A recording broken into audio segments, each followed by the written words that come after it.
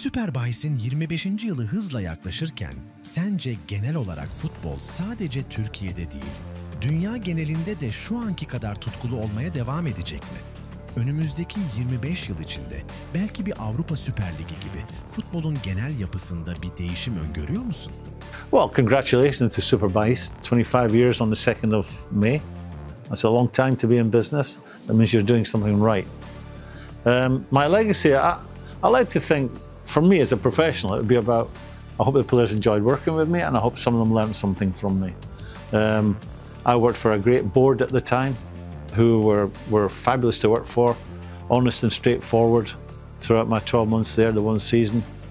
And I know that the flag has to be mentioned, but I don't want that to be saying everything about my period at Galatasaray.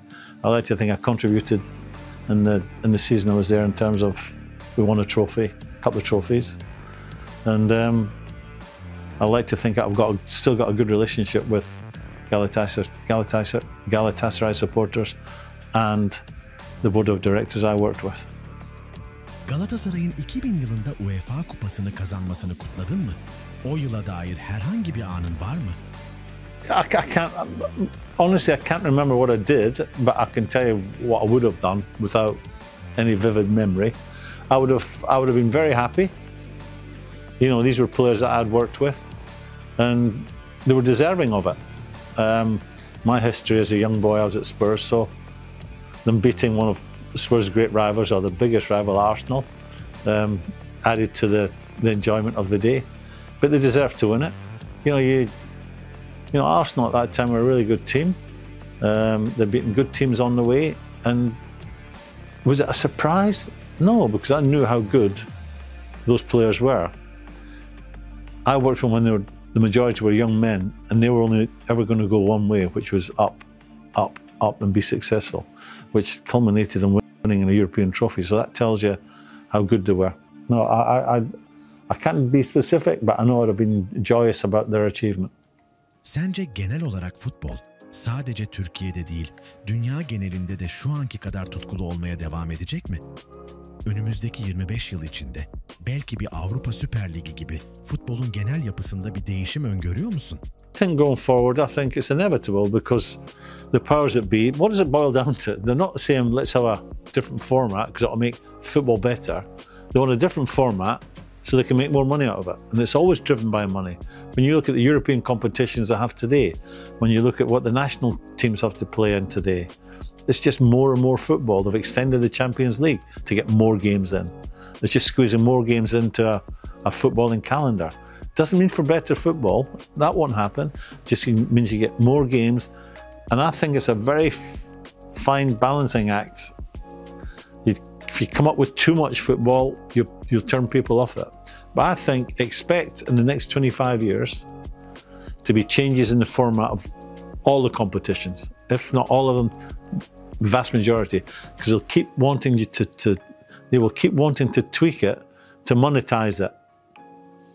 Because the shine will go off the ball. I'm not using terminology that people don't understand, but basically people will get fed up with that format, and the incomes will start to drop, so they'll tweak it another way.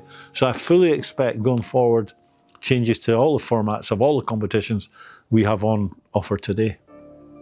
Senin izinden gitmek isteyen, özellikle Türk futbolunda iz bırakmayı umut eden genç oyunculara ve antrenörlere ne gibi tavsiyelerde bulunurdun? Obviously, every job description is different. I can only talk about my time in Turkey, where I happened to get lucky and work for a very good board who were honest and straightforward with me, and everything they said to me, they did by deeds. They said what they'd do for me, and that was fulfilled 100%. I was walking into the unknown, but it was just, I've got no bad experiences, other than, as I said, just the fact I only had a year there. And if anyone gets a chance to go and work in Turkey, you got to go for it.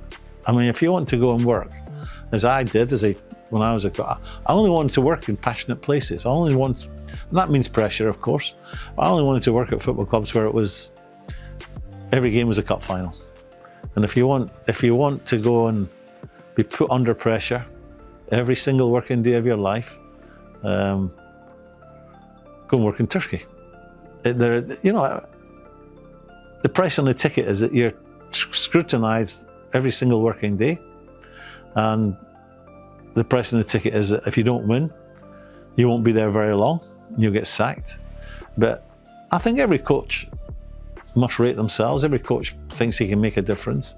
And I would say, if you get a chance to go to Turkey and work, take it as a coach. It will be a very enriching experience and will not be with you as it is with me for the rest of my life. I look at all things Turkish now, you know, from the politics to what the football teams are doing. Superbahis, süper bir his.